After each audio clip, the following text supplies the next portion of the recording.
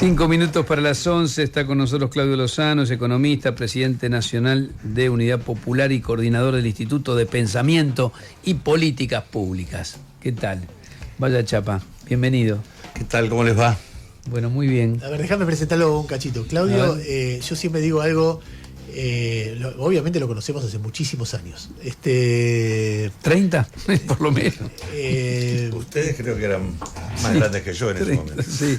Después pasa al revés. Después rejuvenecimos, sí. No, a ver, tiene algunas virtudes que a mí siempre me interesa escucharlo. Primero, yo no soy quien para jugar quién es serio y quién no, pero suele hablarse de economistas serios cuando son economistas vinculados a consultoras, vinculados al mundo empresario y que tienen una mirada ortodoxa de la economía. Entonces hay una pátina que eso da seriedad a la consulta recurrente, qué sé yo. Que no digo, parecido como se le dice periodista independiente a los que laburan para sostener el status quo. Pero no digo que no sea así, pero de repente vos ves un tipo como Espotorno, como Redrado, tienen, digamos, variantes de ese perfil. Y no estoy diciendo que no sean serios, pero Claudio ve la economía desde otro lugar y entonces es mucho menos consultado. Entonces dice, bueno, ¿cuánto ganan los grupos económicos? ¿Cómo se distribuye la riqueza? ¿Cuál es la estrategia respecto a la deuda? ¿Si es racional ir al Fondo Monetario? Entonces, ese tipo de economistas, los grandes medios no le dan la pátina de seriedad que le dicen a los otros, que la verdad que se equivocan mucho, sean serios o no. Eso por un lado, eso le da un valor a lo que hace. Es muy persistente en su mirada, diría tenaz y un poco cabeza dura, y eso, y pese a que los medios, una cosa que me decía Sloto siempre, yo recuerdo, dice, escucharlo a Claudio, es el tipo que aporta de otro lugar, aporta de otro lugar.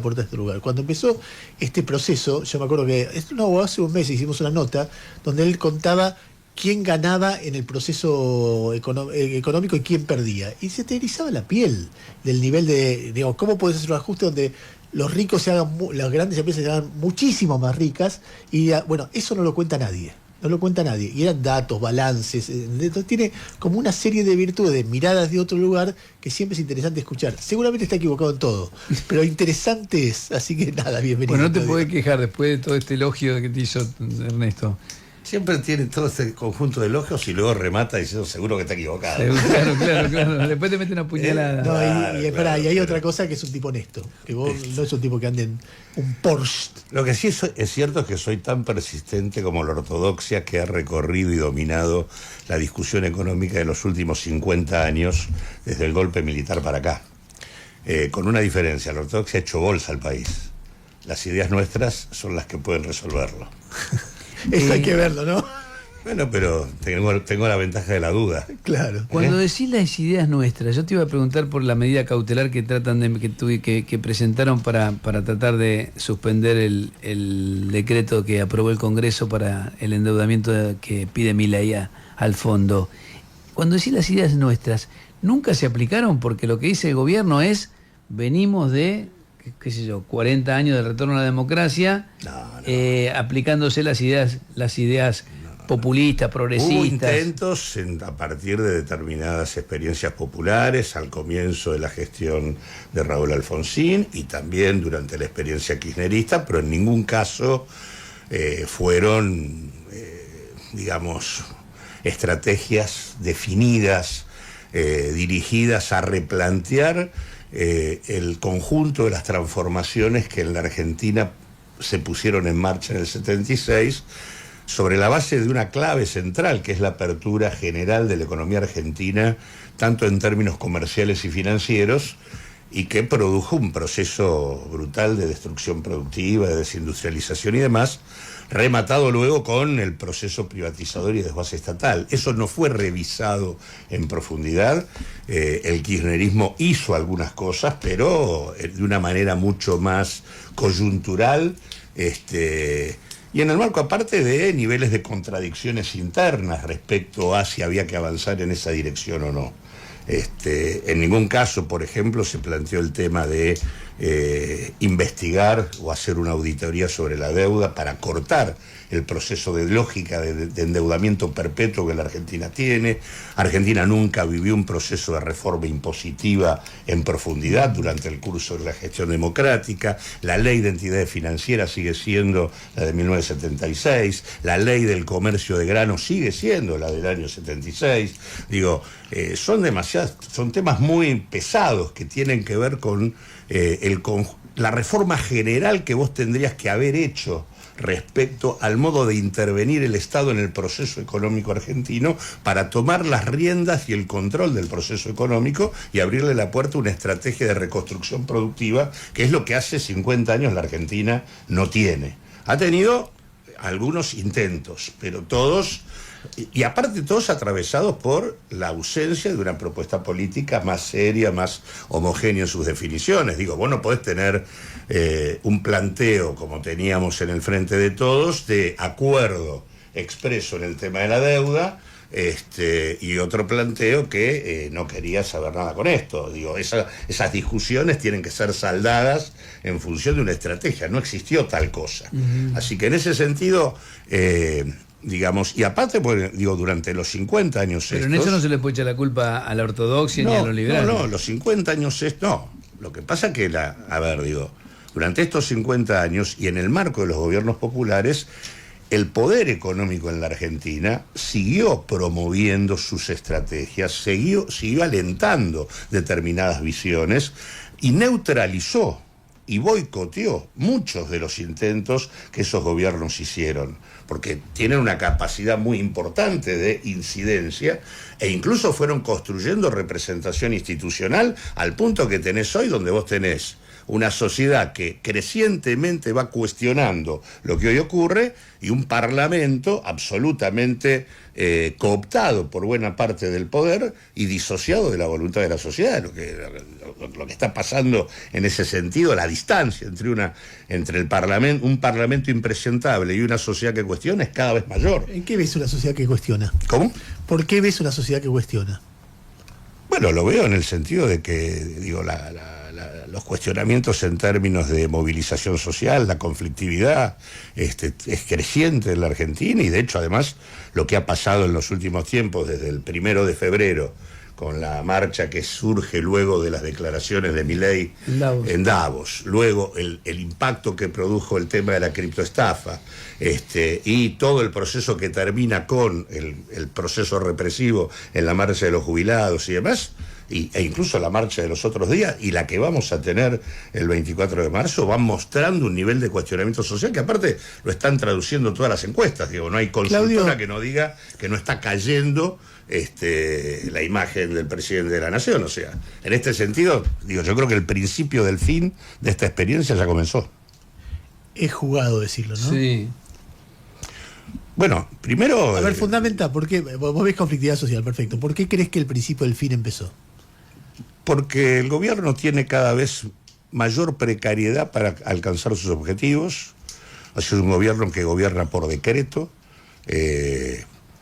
que gobierna a través de vetos, que termina de sacar por decreto de necesidad y urgencia un acuerdo con el fondo. Herencia de Cristina Kirchner, ¿no? Herencia de Cristina Kirchner, el modo herencia en que se de Cristina Kirchner, el tema de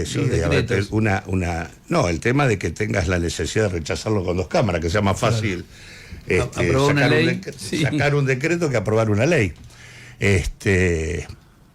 Pero digo, me parece que por un lado tenés un nivel de cuestionamiento social que crece, una gobernabilidad cada vez más precaria y una situación en materia económica donde la ficción de construir legitimidad en base a forzar una desinflación en pesos acompañada de una inflación en dólares que desacomoda el conjunto del funcionamiento de la economía, está tocando a su fin. O sea, acá los dólares necesarios para sostener lo que en todo caso este gobierno está haciendo no están. Y la recurrencia a la búsqueda de la solución por parte del fondo no resuelve el problema, al contrario, lo agrava. ¿Por qué? Lo agrava porque vos vas a tener un nivel de endeudamiento superior, vas a tener necesidad de mayor cantidad de divisas para pagar, vas a necesitar un ajuste aún mayor que te va a confrontar aún más con la sociedad. Y aparte porque el fondo, más allá de que te dé lo que te dé, no te va a dar nada para que esté muy holgado. O sea, Argentina ya tiene un endeudamiento con el fondo muy importante. Lo que vos podés esperar como fondos frescos no van a pasar de los 10.000 millones de dólares. Y 10.000 millones de dólares apenas cubren los vencimientos que le faltan cubrir del año que tenés que cerrar, que es el 2025. Ahora, viste que o en sea el gobierno... que holgados no van a estar, incluso con el acuerdo con el fondo. Y de hecho, vos tenés una situación donde tenés una cuenta corriente en dólares negativa desde hace ya 9 meses consecutivos. Tenés reservas, 11.000 millones de dólares abajo. Tu capacidad de afrontar vencimientos se ha reducido, tenés cubiertos la mitad de los vencimientos de capital que tenés que cubrir este año, te falta cubrir la otra mitad, y encima querés sostener una lógica de acumulación financiera que se sostiene solamente con dólares, acumulándote el pasivo futuro. Entonces digo, esto tiene, y digo, de hecho vamos a una corrección cambiaria que va a volver a instalar la discusión de los precios en la Argentina. O sea, digo, la fantasía que esta política tuvo desde un comienzo, la tenés de vuelta. En el marco de un proceso creciente de cuestionamiento, que además yo creo que se va a traducir también en la elección del 2025. Ahora, Claudio, ¿vos crees que le va a ir mal en las elecciones? El gobierno puede irle un poco mejor porque no tiene nada en términos parlamentarios. O sea que, digo, crecer sobre una fuerza que parlamentariamente es insignificante no es algo que... El tema es si la relación de fuerzas parlamentarias entre esta suerte... A ver, el tema más que nada es que, porque claro... El tema es que la oposición complaciente que tiene hoy, que le permite gobernar por decreto, yo creo que eso, que la capacidad de que haya un bloque opositor mucho más claro y confrontativo que lo que tienes hoy, creo que eso sí va a pasar en el 2025. No, pero además hay algo que, más allá de las fuerzas parlamentarias, la expresión de la ciudadanía o de un pueblo en una elección refleja qué piensa ese pueblo de un gobierno. Sí, claro. Y si Milei saca 40% más, va a salir fortalecido, aunque no cambie mucho la relación de fuerzas parlamentarias, porque va a ser expensa de la renovación de diputados del PRO. Pero en cambio, si saca 35% menos, se va a ver como una fuerza de 1/3 de la población, y esa idea de soy invencible, soy la máxima referencia a la libertad a nivel mundial, soy el próximo emperador de la Argentina, ese día se termina. Y gobernar con esa situación, más las restricciones económicas que vos marcás, y es complicado, ¿no? Sí, aparte recordemos que, bueno, esta CGT que se despierta cada tanto, vamos a un paro nacional que viene convocado por el resto de las centrales y donde la CGT ahora se ha plegado también para el 10 de abril, vas a una sesión en el Senado de la Nación que no va a estar sencillo sostener el tema de la nominación de los jueces de la Corte. Digo, me parece que se va angostando cada vez más la situación del gobierno. Ahora, esto que dice el gobierno, esto no va a tener ninguna implicancia para la gente porque ya el ajuste se hizo. Eso es un disparate desde todo. Digo, cualquier definición que vos tomes en el campo de la economía tiene implicancia para la gente, buenas o malas. Entonces decir que no va a tener ninguna implicancia es una boludez total. Caputo, la verdad que muchas de las argumentaciones que hace, sinceramente no hablan bien de él, ¿no? Ni de sus formulaciones, ¿no?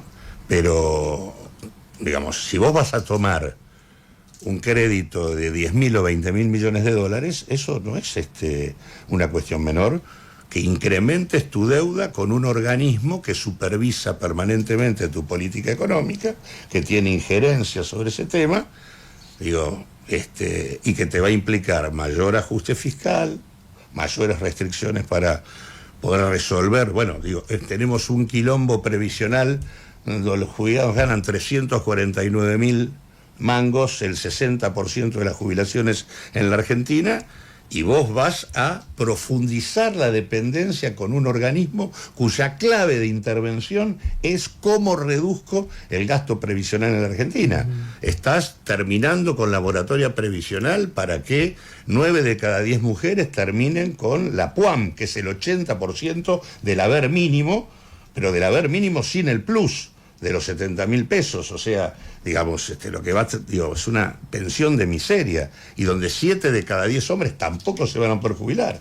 Digamos, o sea, el cuadro de represión sobre los jubilados en el marco de acuerdos con el fondo, esto que está planteando hoy el gobierno es la foto del futuro. Entonces, en ese sentido, decir que esto no va a jorobar a la gente es un disparate. Aparte, todos sabemos que es así. ¿Quién no sabe que el fondo es parte del problema en la Argentina? ¿Cuál fue el acuerdo con el fondo que funcionó adecuadamente? Claudio, yo trato de pensar un poquito por qué Milei, ¿no? Y en ese ejercicio que para mí no se hace con profundidad, creo que estamos casi todos los sectores que fueron desplazados políticamente están todos puteando contra Milei, pero nadie plantea por qué pasó lo que pasó, ¿no? Que a mí me parece que es un ejercicio importante, porque si querés generar una alternativa, tenés que plantearte eso, qué es lo que proponés, porque si se va a proponer lo de antes, evidentemente lo de antes no funcionó. Algo de lo que hizo Milei, reducción de gasto, dejar de emitir, ¿había que hacerlo? No. A ver. Todo lo que hizo Milei es un verdadero disparate, todo. Digo, resolver el problema inflacionario es ser capaz de establecer un sistema de precios que induzca procesos de desarrollo y de distribución del ingreso. El orden de precios que instaló Milei y que aparece como desinflación en pesos es un orden que produce inflación en dólares, que no se ve, pero está, y que produce un desacomodamiento general del conjunto de la economía.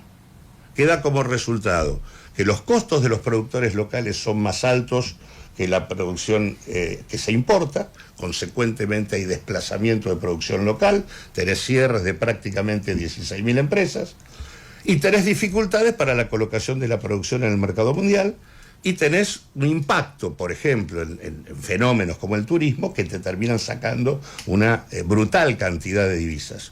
Resultado, tu cuenta corriente en dólares es negativa. ¿Cómo se sostiene una cuenta negativa? Con más endeudamiento. Por lo tanto, este tipo de orden de precios es endeudamiento, destrucción productiva y precarización del empleo. Entonces digo, esto está mal. Todo lo que está haciendo está mal. Está bien. El equilibrio fiscal se construye... Está bien, pero ¿hay que tener equilibrio fiscal o no? Porque en principio... En algunos contextos sí, en otros contextos no. Digamos, no siempre el déficit fiscal es negativo. El déficit fiscal en contextos de pandemia no es negativo. No, bueno, claro, pero si vos lo tenés como un catecismo... No, bueno, pero eso es otra cosa.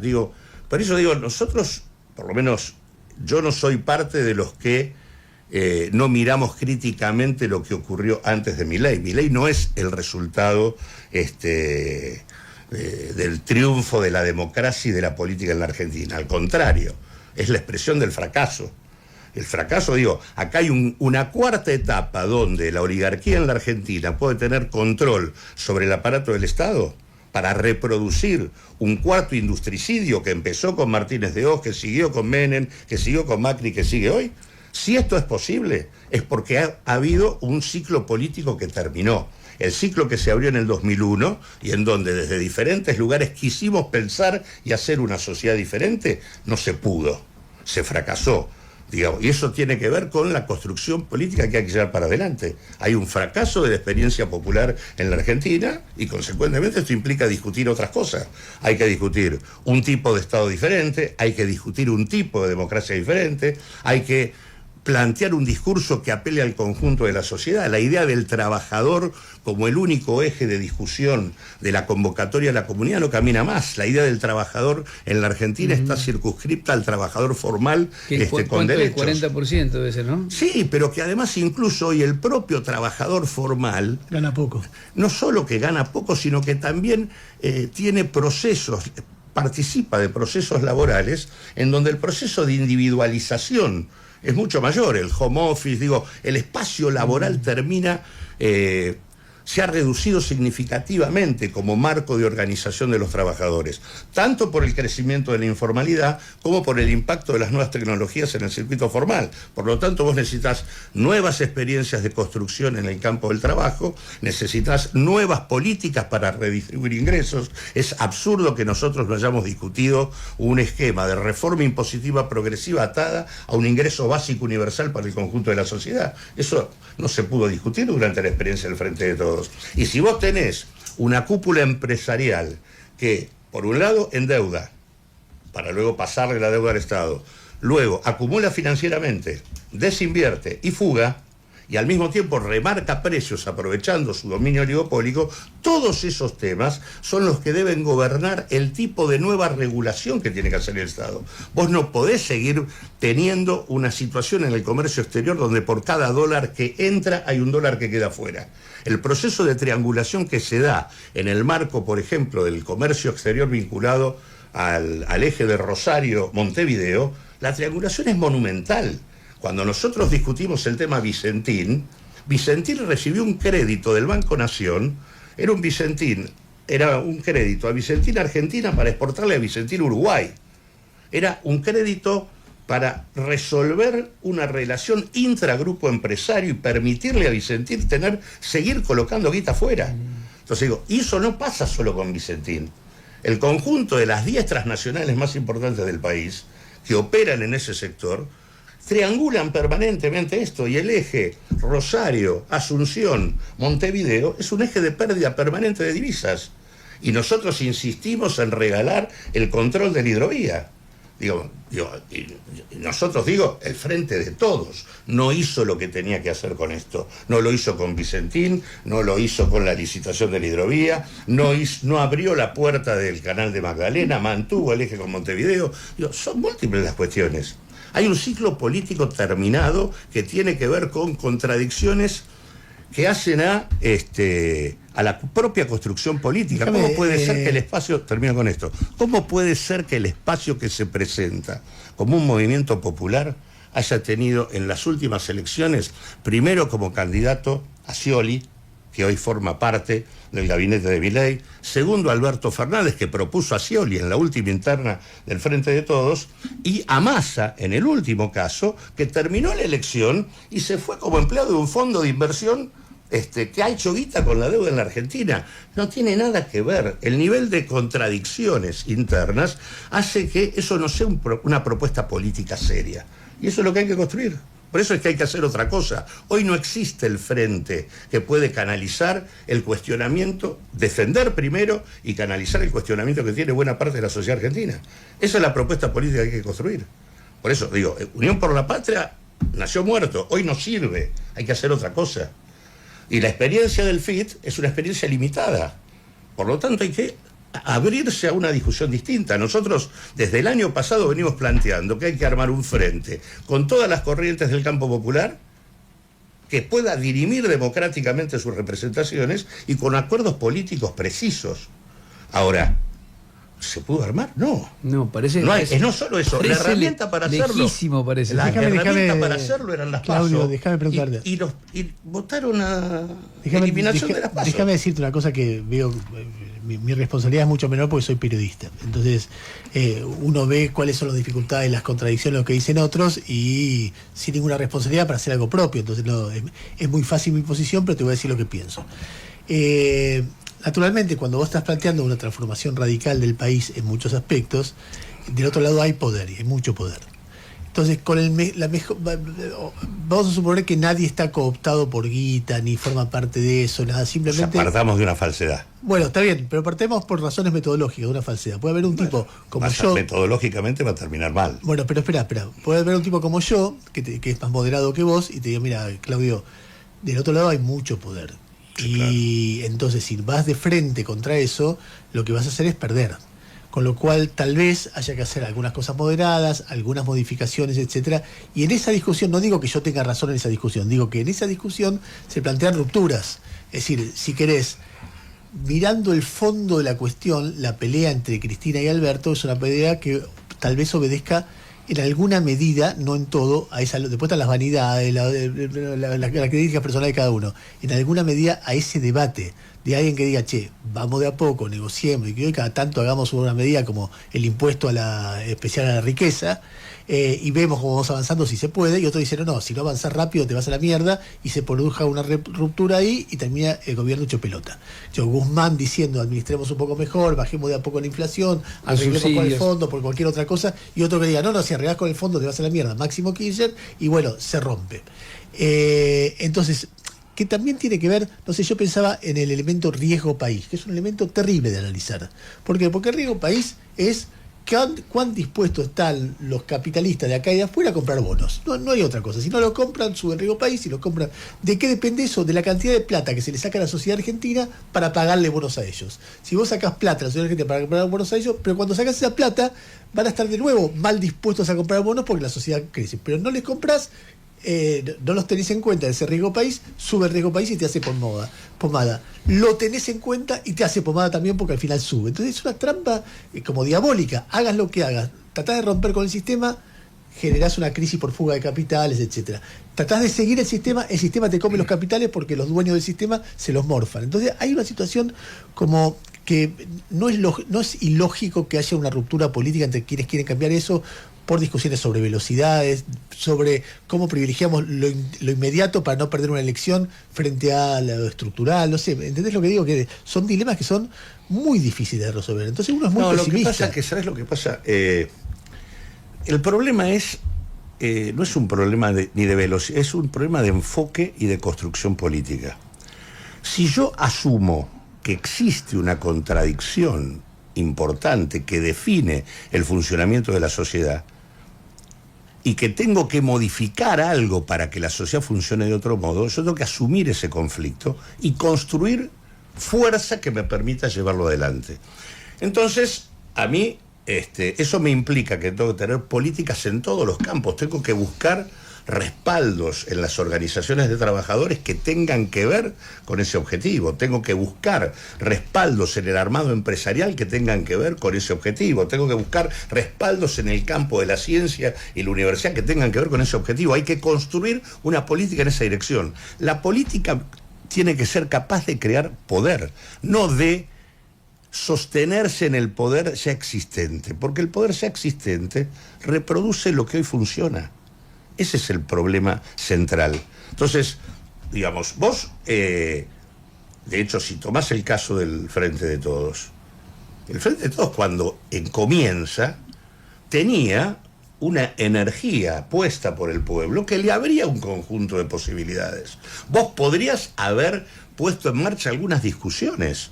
Si, digamos, si vos tenés que la deuda que tomó Macri tenía niveles de ilegalidad monumentales y que el fondo había violado su estatuto sistemáticamente para prestarte lo que prestó, ¿por qué vos no te paraste en el lugar de decir esta deuda desde el punto de vista de la legalidad argentina es nula y al fondo lo llevo a la discusión en Naciones Unidas? ¿Por qué si Macri ya había dejado de pagar, vos volviste a pagar en lugar de decir no puedo pagar porque se llevaron la guita? Digamos, vos podías pararte de otra manera. Ahora, y tenías que convocar y explicarle a la sociedad lo que en todo caso tenías que hacer. En lugar de eso se eligió el camino de decir, bueno, vamos a buscar una relación armónica con el fondo, que terminó como terminan todas las relaciones armónicas con el fondo. Mal. El acuerdo con el fondo entrampó al Frente de Todos en una política que lo llevó a tener el 140% de inflación anual. Bien. Ahora, si vos tenías la posibilidad de armar una empresa mixta de testigo del comercio exterior, quedándote con Vicentín, ¿por qué no lo hiciste? ¿Eso no te servía para comenzar a regular el comercio exterior de granos? Sí te servía. Ahora, no tenías apoyo, tenías productores, trabajadores. Ahora, en lugar de articular a los 1.500 productores estafados por Vicentín, a los sindicatos y trabajadores que perdían en el marco de lo que ese grupo empresario tenía, en lugar de juntar todo eso para respaldar una estrategia diferente, no se hizo nada. No se construye política. O sea, lo que se ha perdido es la idea de que la política tiene que construir poder en la comunidad. Si la comunidad no puede tener poder para imponerle a aquellos que son minoría y que en realidad gobiernan el funcionamiento de la sociedad condiciones distintas, bueno, lo que tenés vos es un proceso permanente de exclusión y deterioro, que es el que venís viviendo en la Argentina. Argentina es un país en decadencia, hace 50 años que estamos cayendo. No, me quedo pensando en el hecho Vicentín, ¿no? Que de distintos lugares dicen que fue como un punto de quiebre. ¿Estaba el consenso de la sociedad para tomar esa decisión, para generar ese avance a fondo? Bueno, por eso, no se tenía que haber hecho lo que se hizo. Estuvo mal hecho. Vos tenías 1.500 productores estafados. tenías 8.000 laburantes que dependían de Vicentín y 3 sindicatos. Tenías 93 cooperativas agropecuarias. ¿Cuál era tu tarea como Estado? Juntarlos y discutir una salida. Esa salida, para los productores dominantemente pequeños y medianos que habían sido estafados, para las cooperativas y para los laburantes, el tema de armar una empresa mixta de comercio exterior era absolutamente factible. Con eso armado, vos tenías que avanzar mostrándole a la sociedad el comportamiento delictivo que tuvo el Grupo Vicentín. Ahora, vos no le explicaste a la sociedad lo que pasaba, no articulaste los actores sociales y te tiraste a la pileta de buenas a primeras, porque cuando yo planteé esto a comienzos de la gestión, me dijeron que el que iba a resolver el problema de Vicentín era el mercado. Ni hablar de estatización ni cosa que se le pareciera. Y de repente me encontré 2 meses después un Alberto Fernández que decía que iba a estatizar absolutamente todo. Y bastó que Perotti, el gobernador de la provincia de Santa Fe, contradicciones al interior del Frente de Todos, le trajera a los dueños de Vicentín a Nardelli para que dijera, bueno, me bajo de la expropiación y me meto en el concurso acreedor, con lo cual ya habías caído. Ahora, tenés que hacer política. Ahora, ¿por qué no hace política Alberto Fernández? ¿Por qué Perotti viene a hacer esto? Porque para Alberto Fernández o para Perotti, lograr un acuerdo con el esquema económico que Vicentín representa es la salida de la Argentina. Suponete que no tienen un vínculo porque están comprados, que es lo que vos planteabas, Ernesto, pero lo cierto es que hay una parte de la dirigencia política que cree que la única salida de la democracia es el acuerdo con el poder constituido. Y la salida de la democracia en la Argentina es la refundación institucional para democratizar en serio y que la comunidad tenga más capacidad para decidir. Hoy esto es lo que no pasa. Una última pregunta. ¿Te parece que eso podría o va a pasar alguna vez? Bueno, desde el escepticismo tuyo seguro que no. No, te Pero pregunto. desde la voluntad de hacer de este país algo diferente, sí. Acá hay un tema concreto. Argentina tiene una disponibilidad de recursos naturales que le otorgan ventajas monumentales y que en tanto esas ventajas no podamos tener capacidad para capturarlas en términos de rentas para financiar la reconstrucción productiva del país, estamos fritos. Y esas ventajas están capturadas por estructuras de poder concretos. No es que Argentina no tenga salida. Digo, no es lo mismo tener hidrocarburos y tener un fondo soberano como lo tiene Noruega para organizar una sociedad diferente, que tener hidrocarburos que son las rentas monumentales del oligopolio petrolero y la fuga permanente de divisas del país. Discutir eso, discutir que vos podés tener un precio interno del hidrocarburo diferente al precio internacional y que esa renta tiene que quedar en manos públicas para financiar la reconstrucción productiva, es una discusión que podés dar. Ahora, es una discusión técnica, en parte, pero es una discusión de poder político. Y si la política no asume que su tarea principal es construir poder para hacer de esta sociedad lo que corresponde, no tiene sentido. Por eso la gente muchas veces la mira de lejos, porque si la política no es capaz de modificar a la sociedad para beneficio del conjunto, ¿qué sentido tiene la política? ¿Ves algún modelo en algún lado que esté funcionando de esa manera? ¿Con éxito? Acabo de decirlo, Noruega se vive mucho mejor. En Noruega, No hay sol. En Noruega se vive mucho mejor. No hay sol. ¿Eh? No hay sol. Bueno, hay cosas, ¿viste? ¿no viste que son sí, difíciles sí. de... No, pero no quiero decir que... Digo, no hay un modelo o tal o cual. Lo que quiero decir, Hay una se búsqueda. pueden hacer otras cosas. Digamos, no... Digamos, porque también tenés otros países como Nigeria, como Uganda, que tienen petróleo y están hechos mierda. Entonces digo, ¿por qué unos tienen y pasa esto y otros tienen y pasa lo contrario?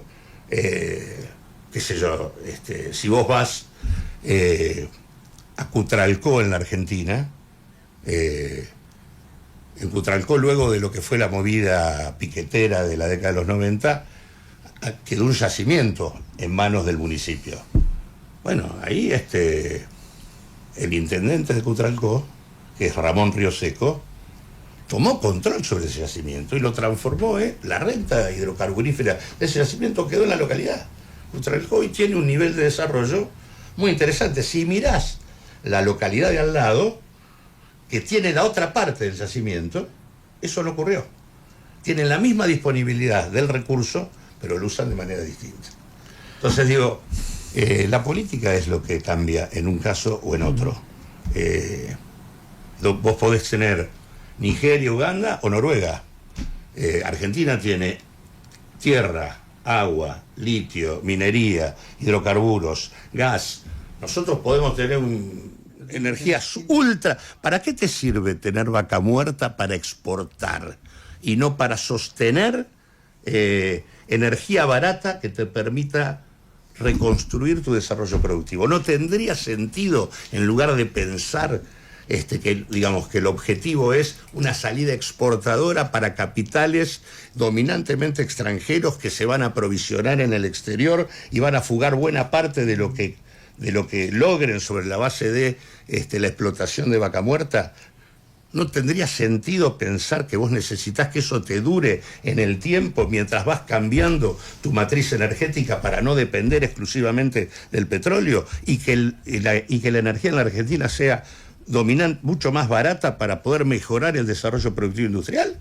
Sí, ahora bueno, como el objetivo ¿cuál es? Que hagan guita y se la lleven. ¿Le explicás que era hasta 11:30 y que tenemos que cerrar? Él se podría quedar hablando hasta las 5 de la tarde. Además es interesante escucharlo, ¿no? Más allá de cualquier cosa, pasa por ahí.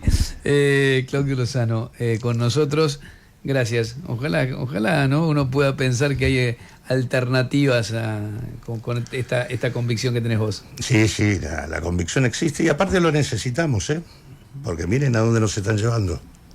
Claudio Lozano con nosotros, economista, presidente nacional de la Unidad Popular. Chau, Tenema, hasta las 5 de la tarde. Hasta las 5 de la tarde, ahí empieza que no panda el cúnico, que es la merienda de Radio con Vos. El tercer programa de Tenenbaum en la radio. Claro, porque yo y a que podrá Eduardo, pase lo que pase. Que no panda el cúnico. Que no panda el cúnico. O sea, estoy totalmente chiflado, ¿te das cuenta? Sí, pero bueno, qué sé yo. Está bien. No es la peor de las locuras. La patria lo requiere. Claro.